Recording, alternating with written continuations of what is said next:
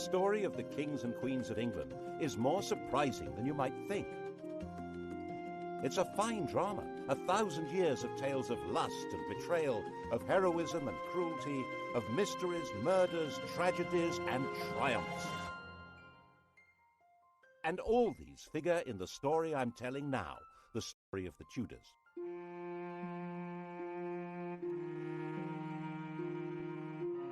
Above all, though, the story of this great dynasty of rulers is a tale of passionate love affairs and what happens when love and high politics collide.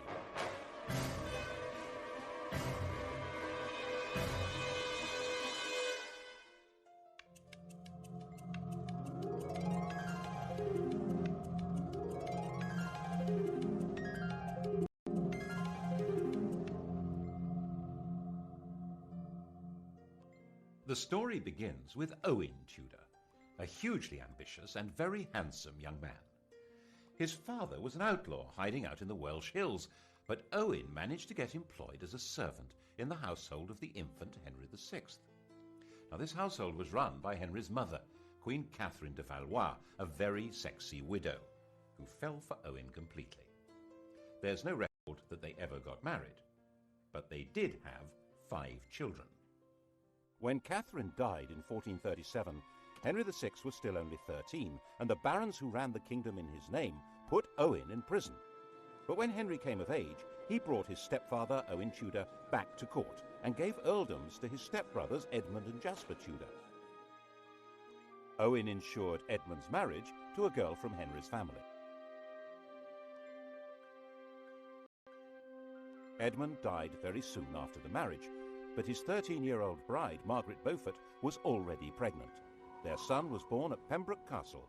He was named after the king, Henry Tudor. And Owen had a grandson with a blood connection to the House of Lancaster, the family of the king. They weren't actually the legitimate line. Henry of Lancaster, Henry Bolingbroke, had deposed his cousin Richard II in 1399 to become Henry IV. The thrones of his son and grandson, Henry V and VI, rested on that shaky foundation, which crumbled in the Wars of the Roses when the true heirs to the throne, the House of York, began to battle for their inheritance. Owen Tudor stood squarely with the Henrys, the Lancastrians. That, after all, was where he had invested all his hopes. Kiss in Hereford Marketplace. He was the last Tudor to lose his head. But as we all know, the Tudors would take up this approach to problem-solving themselves, you might say, with a vengeance.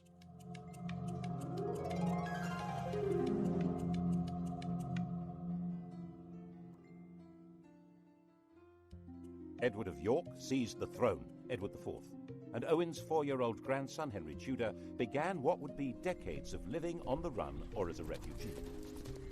But 3 years later, King Edward did something would eventually give Henry Tudor everything Owen had wished for. He fell in love, and that began a chain of events which altered all England's history. When Edward was about 20, he was waylaid by an attractive widow of about 25 who was trying to recover her late husband's property. Edward, 6'3" tall and really very good-looking, wanted to help, and he became besotted. It seems she persuaded him to secretly enter into a contract to marry her. Her name was Eleanor Butler. About a year later, in 1464, another attractive widow, 26 years old, pulled the same stunt, and Edward did it again. Unbelievable! This time the lady was called Elizabeth Woodville, and this time it wasn't just a contract to marry, it was a full marriage to a commoner. When Elizabeth Woodville was crowned in Westminster Abbey, the whole of Europe was scandalized. Marriage was all about alliances of power and property. Marrying a penniless woman for love was simply disgusting. The negotiators trying to arrange a proper royal marriage were humiliated. And when Edward heaped honours, wealth and titles on Elizabeth's relatives, the Rivers family, the nobility of England were outraged. They were, quite frankly, getting completely above themselves. If anyone had known about Edward's promise to marry Eleanor Butler, things would have been even worse. But she was quietly shut up in a convent and died in 1468. As it was, Edward lost so much support that in 1470 he was actually driven out of England, and Henry VI came back to the throne. A few months later, Edward came back into London and regained the crown, thanks to the strong support of London merchants to whom he owed money, and even more, it was said, of their wives and daughters, who really seemed to have found him romantically interesting. Which, face it, Henry VI certainly wasn't, unless you fancied an elderly saintly scholar who'd lost his mind. In the battles that followed, Henry's son, another Edward, was killed, and King Henry himself, captured, disappeared into a prison and was never seen again. The whole male line of the House of Lancaster, the descendants of the sun's fragile thread, Margaret Beaufort and her 15-year-old son Henry Tudor. Not that they had any claim to the crown. Of course, the Lancaster dynasty had begun by simply usurping the throne, but on top of that, Margaret's grandfather was illegitimate. A law had been passed to make him legitimate, but it also barred him and his descendants from the succession. And that would probably have been that, if it hadn't have been for Edward's little secret, which didn't emerge until Edward himself was dead. He was only 41 when he fell ill and died. His son, the Prince of Wales, also called Edward, was just 12 years old. Everyone refers to this young man as Edward V, but he was never crowned.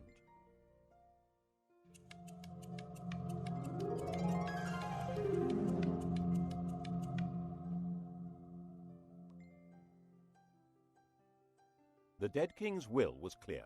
Prince Edward would be his successor, of course, but he would be in the care of a guardian and protector of the kingdom. That person was Edward IV's brother, Richard, Duke of Gloucester.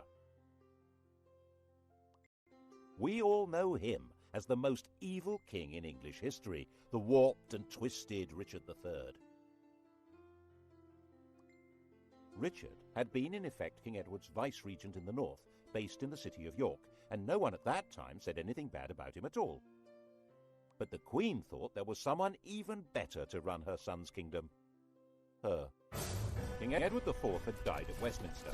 Elizabeth immediately sent her brother and other members of her household rushing up to Ludlow, where Prince Edward was staying. The idea was to hustle him to London and install him before Richard even knew what was going on. Then she and her family, the Rivers, would have control of everything. Richard, of course, did find out what was going on and said he would meet up with the party as they brought the prince through Northampton. Okay? Okay. Except that when he got to Northampton, he found that the Rivers didn't have the prince with them. Alarmed, Richard took them prisoner and found their baggage stuffed with arms and armour. There was plainly an attempt being made at a coup. Richard nipped it in the bud. He found they'd secreted the prince in Stony Stratford, Elizabeth's family home. This was before blue plaques had been invented. Richard escorted the prince to London and installed him in the Tower of London while he set about organising the coronation. And then came the bombshell. The dead king's contract to marry Eleanor Butler had been made in front of a priest, who now decided it was time to speak. Oops! If Edward really had been betrothed to Eleanor, his marriage to Elizabeth Woodville was bigamy, and the young prince couldn't be king because he... This man, Robert Stillington, was no ordinary priest. Edward had promoted him and trusted him, making him a bishop and keeper of the Privy Seal and then Chancellor of England. But then Stillington became awfully friendly with King Edward's ambitious brother, the Duke of Clarence, and Clarence could not be trusted an inch. If Edward's children were illegitimate, Clarence would be next in line to the throne. Edward quickly had his brother sentenced to death and executed in private with no chance to make a public statement. Instead, the world was told Clarence had drowned in a butt of Malmsey, a barrel of sweet wine. Such a sad accident. And Stillington spent a year locked in the Tower. After his release, perhaps nervous of the power of strong drink, he kept his mouth shut until Edward was dead. But now he spoke, and Parliament believed him. With Edward's children illegitimate and Clarence's disinherited when he was executed, Richard was left as the proper successor. He reluctantly accepted. Well, he accepted.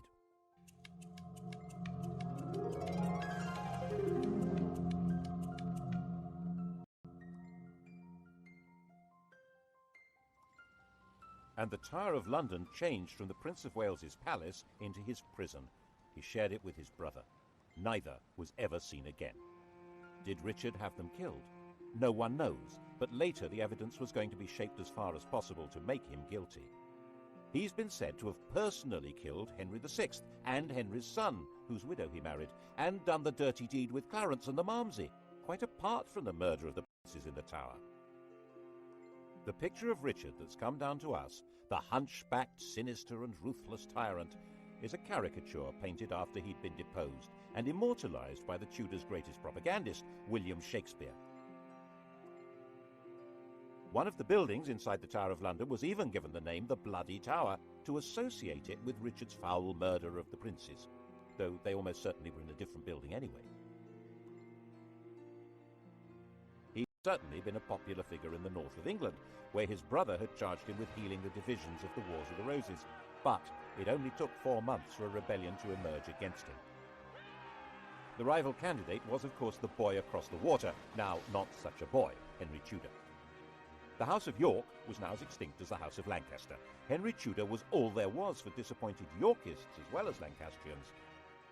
And there were plenty of disappointed Yorkists. Richard gave positions, power and wealth to men he trusted, whom he'd got to know in the north of England, leaving a lot of southerners out in the cold who thought they could do much better under a more sympathetic figure. And now he came and landed at Milford Haven in Wales on the 1st of August 1485. 3 weeks later, when he came to do battle at Bosworth, his force had grown by just 3,000 men. Richard came to the battlefield as rightful King of England. Before the battle began, he held a coronation ceremony, restating his right of true succession to the crown, a right which Henry Tudor did not possess at all. Actually, given the fact that his family was specifically barred from the succession, he had pretty much less claim than anyone else there.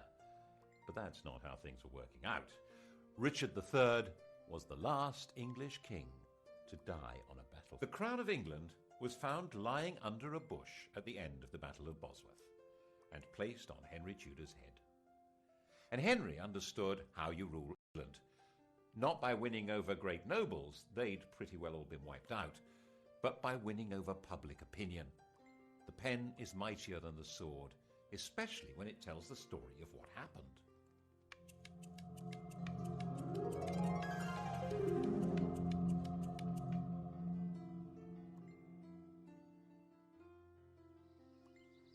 Firstly, he must not be accused of killing a king, so Richard III was not king on the day of the Battle of Bosworth.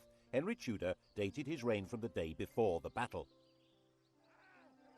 It was Richard who'd been fighting against a king, not Henry. Henry was king. It was Richard who was the traitor. Got that?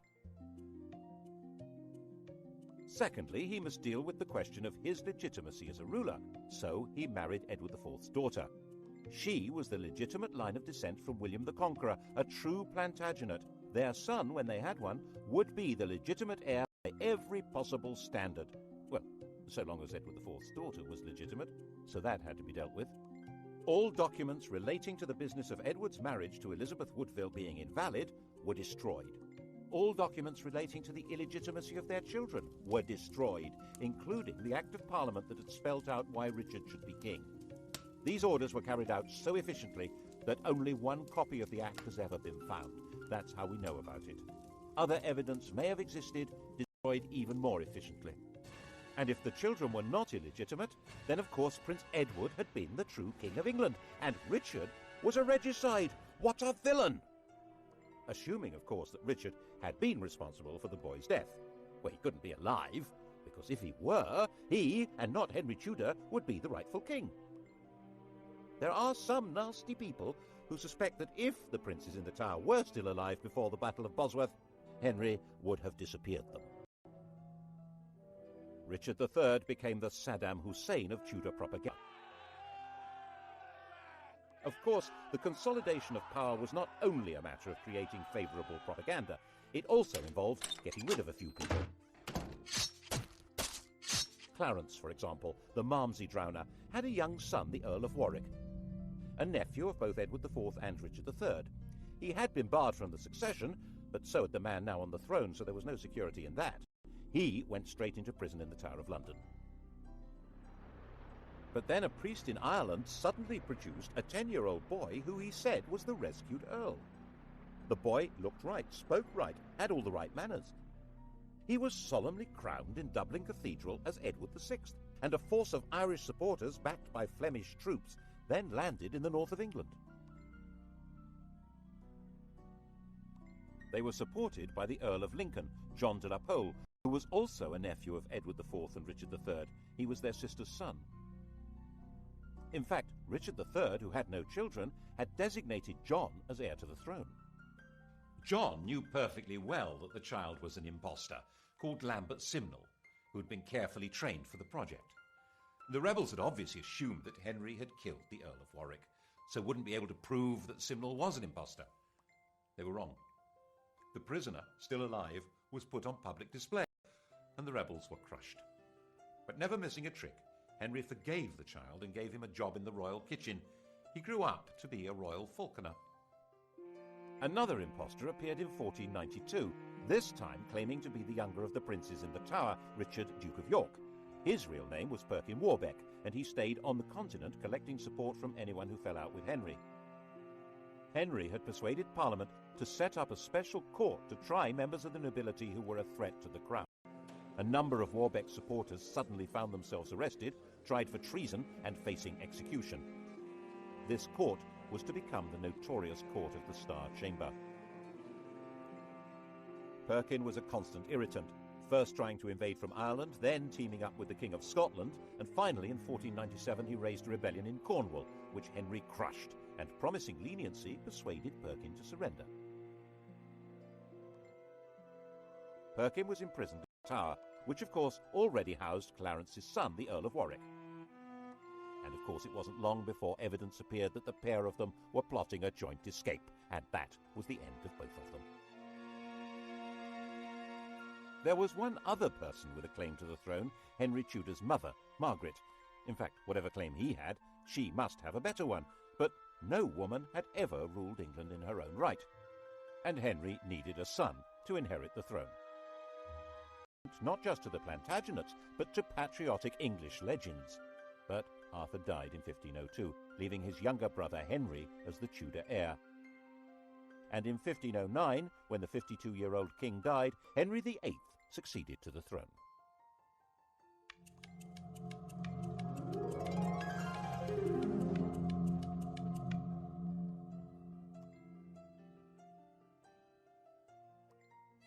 He was the perfect king, a king out of the storybooks.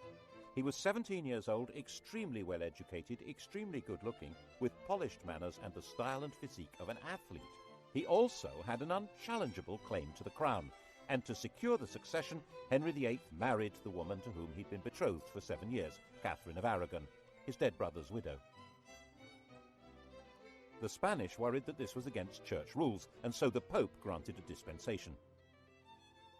In fact, this was all rubbish. While the Bible specifically forbids a man from sleeping with his brother's wife, it actually insists that he must marry his brother's widow. Anyhow, 2 years later, Catherine gave birth to a son, but the infant soon died. So did the next. In fact, the marriage only produced one child that lived, a girl called Mary. Henry was effectively all-powerful. There were no great barons anymore in England, and his father had left a well-stocked treasury. Parliament consisted to a large extent of men who depended one way or another on royal favour, and the countryside was controlled by justices of the peace who served the government. You can see the change in the very nature of power from the home of Henry's Chancellor. 50 years earlier, Edward IV's Chancellor had been a Neville, the son of the Earl of Salisbury. In those days, an Englishman's home had been his castle. Middleton Castle, actually. It was his father's home, and that great lord had also been Chancellor.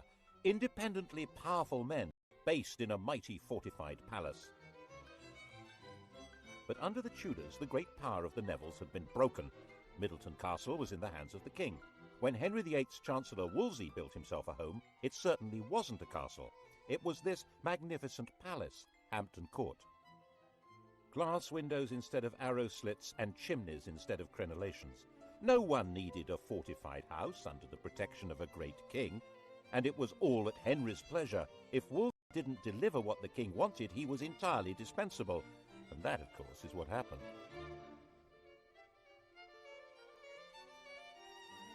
The royal marriage was haunted by the ghost of their dead sons.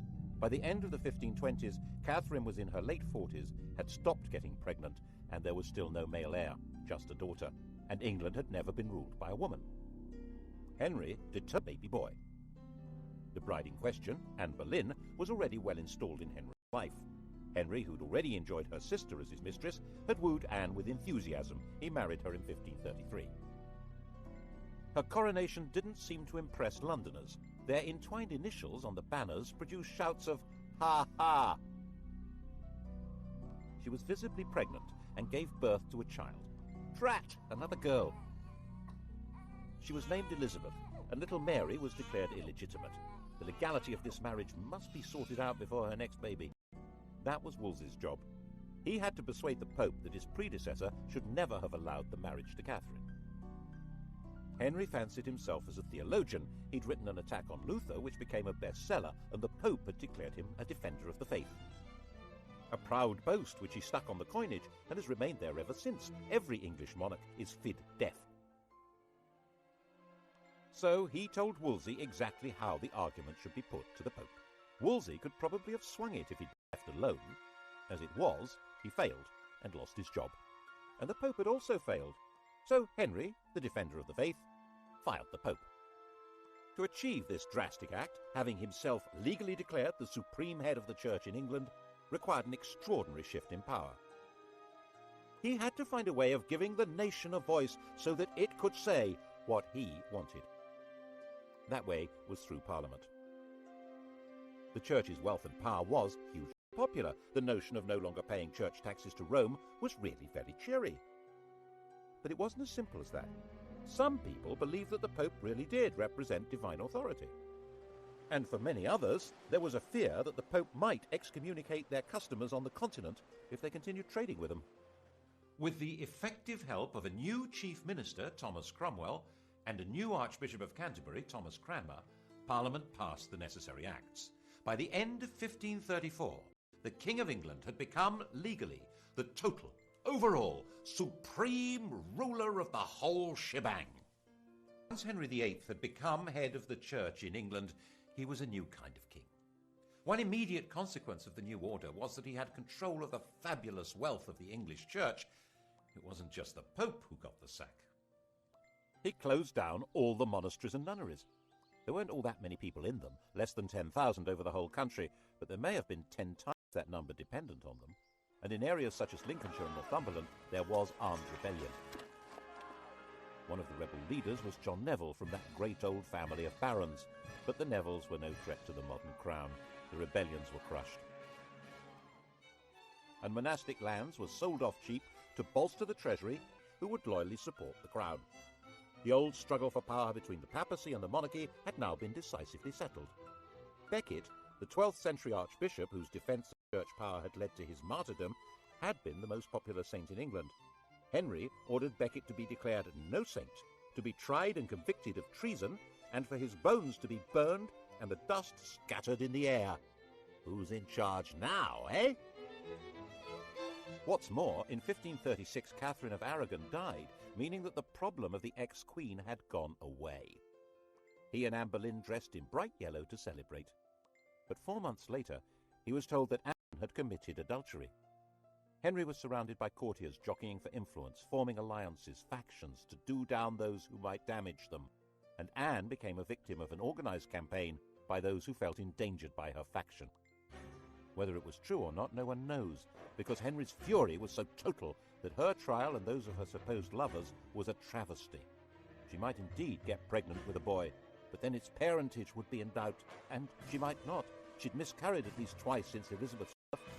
Without a legitimate son, it had all been for nothing. Anne was imprisoned in the royal lodgings in the Tower of London. Henry had extended them before their coronation, and now she was occupying them for the first time. Not as his wife, but as his prisoner. After 18 days, she was beheaded, and Henry married Jane Seymour.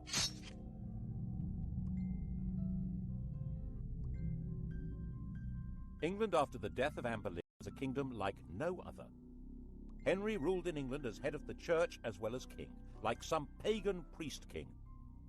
He was the judge of heresy as well as crime. He held the keys to heaven as well as to earthly promotion. That chap in the Vatican was now just referred to as the Bishop of Rome. To even think the wrong thoughts in this kingdom could be treason. That was how the new Chancellor, Thomas More, found himself imprisoned in the bell tower of the Tower of London. Not for what he did, or even what he said, but for thinking that the king should not be head of the church. He was publicly executed on Tower Hill. Henry was terrifying, magnificent, generous, dangerous, and in most people's eyes, the best king England had seen in a very long time. And Jane had a son, Edward. Sadly, she died in childbirth, but the throne was safe. His only problem was abroad, and by 1539 it did begin to look as though the Bishop of Rome might be lining up some muscle against him. But there were now well-established and powerful Protestant princes in Germany, and on the fine old principle that my enemy's enemy is my friend, the defender of the faith, intellectual scourge of the Lutherans, had married one. Actually, neither of them was much interested in theology, or in each other. Henry, now fat, with an ulcerating leg and a vicious temper, thought his 23-year-old wife was plain silly and lacking in all the graces. He called her a Flanders mare, and they both quickly agreed the marriage was a terrible mistake. Fortunately, it was soon discovered that she had a pre-contract of marriage with someone else, and so there never had been a valid marriage to Henry. The only casualty was Thomas Cromwell, who'd set the whole thing up, and who now went to the block. Well, him and one of Anne's ladies-in-waiting, Catherine Howard. Her destruction began when More's ended. She was a kind of well-connected Monica Lewinsky figure, a teenager with sex on her mind who wanted to seduce the most powerful man around. And he fell for her and married her. And when she carried on being sexy and had sex with other men, he flew into another tempestuous rage and had her beheaded. Her lovers' heads were mounted on London Bridge. Henry then decided to marry John Neville's widow, Catherine Parr. She was extremely nervous, but had no choice. She worked hard at trying to keep Henry's temper in check, moderating his ferocity towards people he thought were traitors or heretics, and persuading him to acknowledge Mary and Elizabeth as his legitimate children. His death, 4 years later in 1547, was obviously a huge relief.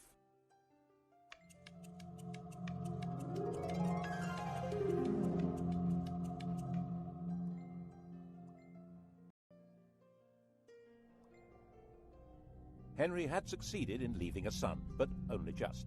Jane's son, Edward VI, 9 years old, was a sickly child. He was educated as a Renaissance prince, a humanist, and as a Protestant, far more so than his father. He was only a child, and government was in the hands of a council, but in a world of royal tyranny, this... So John had been talking things over with His Royal Little Highness, and they cooked up this bizarre proposal to hand the throne to John Dudley's daughter-in-law, the 15-year-old Jane Grey. She was Edward's first cousin once removed, not exactly next in line for the throne, but Protestant. The hereditary principle was a bit medieval, don't you think? Give that girl a crown.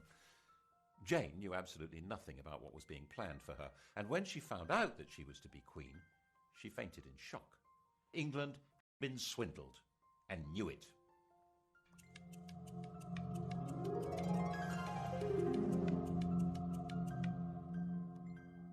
Jane came to London as queen, but was she?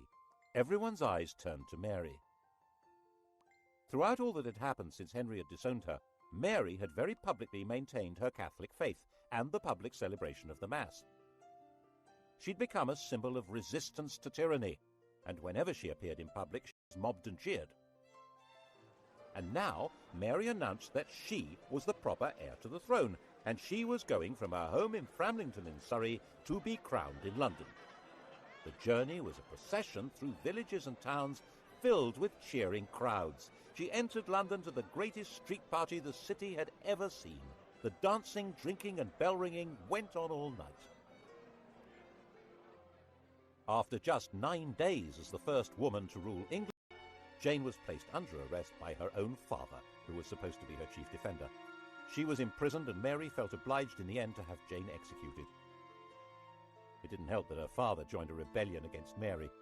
But by then, 6 months after her triumph, many people were ready to rebel against Mary. The defiant woman who'd stood against tyranny was now on the tyrant's throne. The English didn't actually like the papacy, but Mary did. The English didn't like Spain, but Mary did. She married its king, Philip II. And the English didn't like being forced to subscribe to religious beliefs on pain of death. Mary had 277 people burned alive because of their religious opinions. Bloody Mary. Unable to have children, a bitter invalid, England's second queen died in 1558, 42 years old, the most detested ruler in all England's history. There were celebrations almost as fervent as had greeted her arrival 5 years before.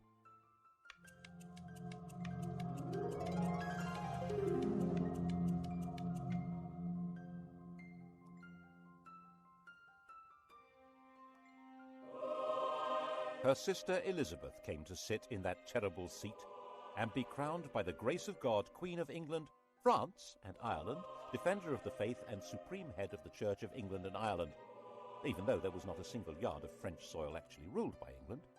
Calais, England's last little piece of France, had been lost just before Mary's death. England had become an island, and its queen would have to be an island too. She couldn't marry because that would create a king who would be either a foreigner like Philip or an opportunist courtier who'd come trailing faction and enemies in his wake. She would be both queen and king, the virgin queen ruling from a tyrant's throne over a people whose support was essential. Monarchy in England was a paradox, and Elizabeth's solution to the paradox was wholly bizarre.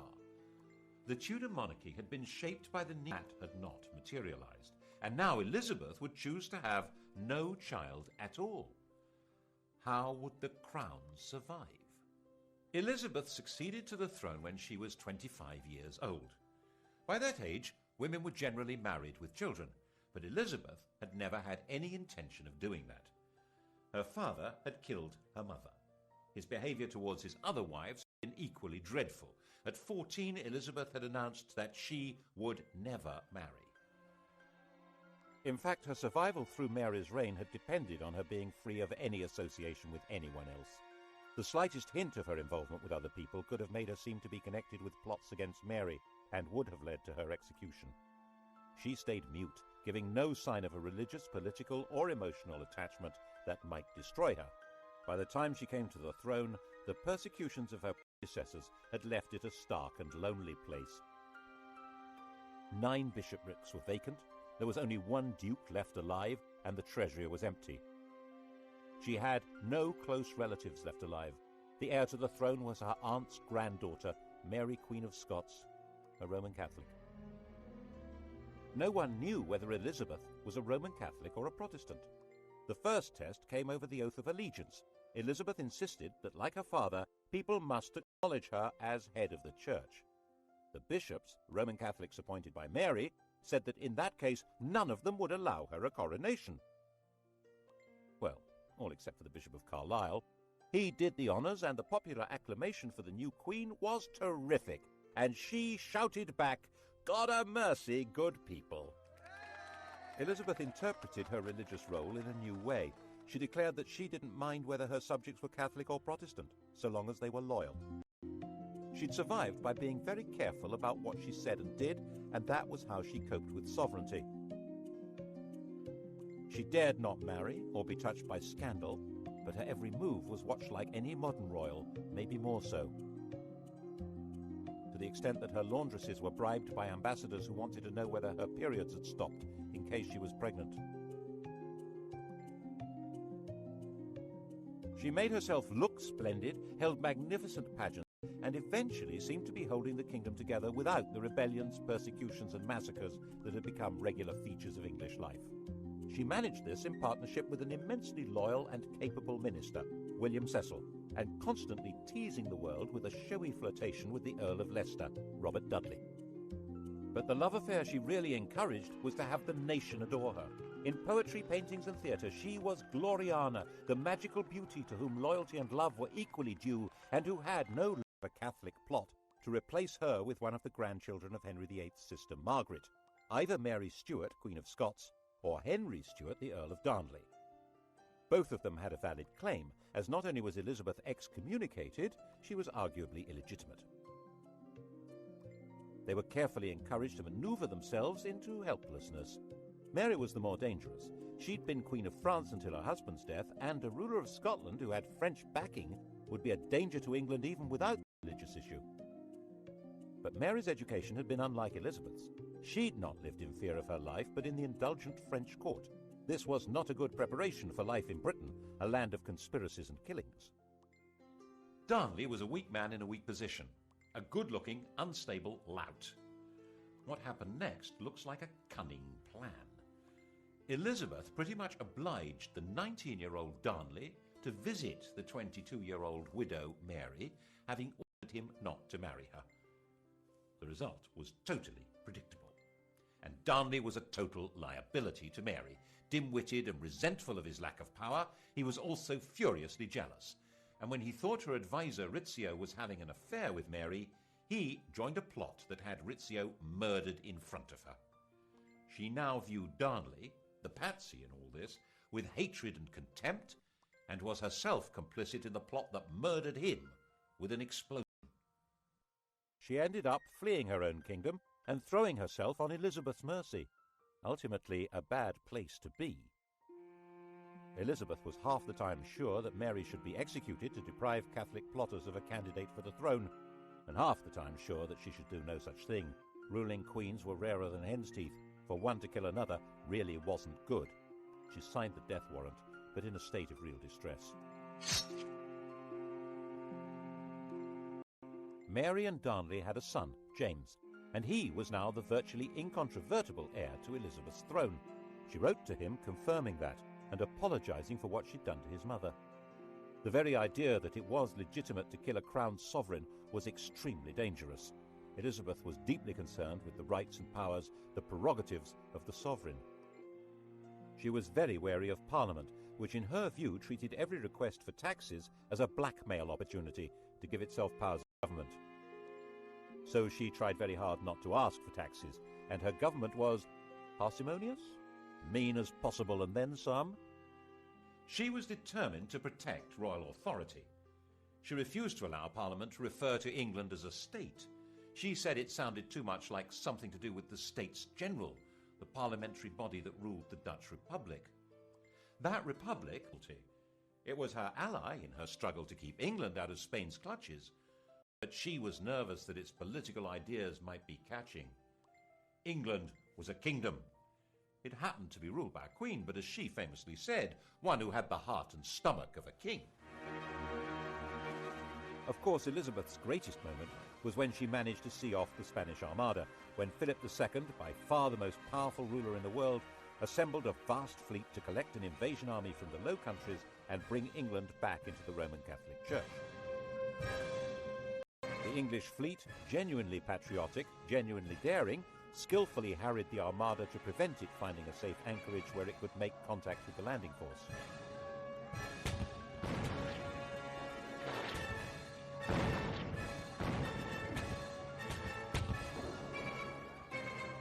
When the Spanish decided to sail home, they were hit by strong winds and heavy seas that were too much for many of these Mediterranean cargo vessels. So far as the English and the Dutch were concerned, God had blown them away. Philip himself saw it as a baffling defeat that meant God was not on his side. But Elizabeth was still not prepared to ask Parliament for the money to pay her victorious sailors' wages. They were not due to be paid until they came ashore, so their queen left them rotting at anchor. And when messengers came to court to plead for the starving men who'd saved England, they arrived in the middle of extravagant celebrations of the victory and were turned away. Elizabeth died, the grandest of all England's rulers, in 1603. Her successor was Mary's son, James Stuart, already ruler of Scotland. He had inherited glory, but with it an empty treasury and an isolated kingdom. In the next programme, we'll see what the Stuarts did with this poisoned chalice.